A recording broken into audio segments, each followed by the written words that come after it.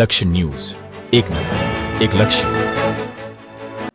નમસ્કાર દર્શક મિત્રો, લક્ષ્ય ન્યૂઝ ચેનલમાં આપનું હાર્દિક સ્વાગત છે. હું છું મેઘા અગ્રવાલ અને જોઈએ આજના સમાચાર વિગતવાર. પાટણ જિલ્લાના સમી તાલુકામાં મહિલાના સોના ચાંદીના દાગીનાની ચોરીના કેસમાં સમી પોલીસે મોટી સફળતા મેળવી. મુસાફરોને લિફ્ટ આપવાના બહાને દાગીના ચોરી કરનાર ઇકો ડ્રાઈવરને પોલીસે ચોરાયેલા મુદ્દામાલ સાથે અને ગાડી સાથે ઝડપી પાડ્યો છે. ખીજડીયારી ગામની એક મહિલા પોતાના બાળકો સાથે ઇકો કારમાં મુસાફરી કરી રહી હતી ત્યારે સમી નજીક ગાડી અચાનક બંધ પડી હોવાનું નાટક કરવામાં આવ્યું. બાદમાં મહિલાના 2,26,000ના દાગીના ભરેલું પર્સ ગુમ થયાનું સામે આવ્યું.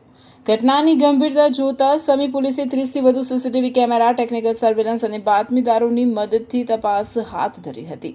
તપાસમાં સામે આવ્યું કે ડ્રાઈવર મુસાફરોને વાતોમાં વ્યસ્ત રાખતો હતો, જ્યારે તેનો સાગરીત પાછળથી થેલીની ચેઇન ખોલી દાગીના ચોરી લીધો હતો. ચોરી બાદ ગાડીની સીટ નીચે બનાવેલા ખાનામાં મુદ્દામાલ છુપાવી દેવામાં આવતો હતો અને પછી ગાડી બંધ પડી હોવાનું નાટક કરીને મુસાફરોને ઉતારી દેવામાં આવતા હતા.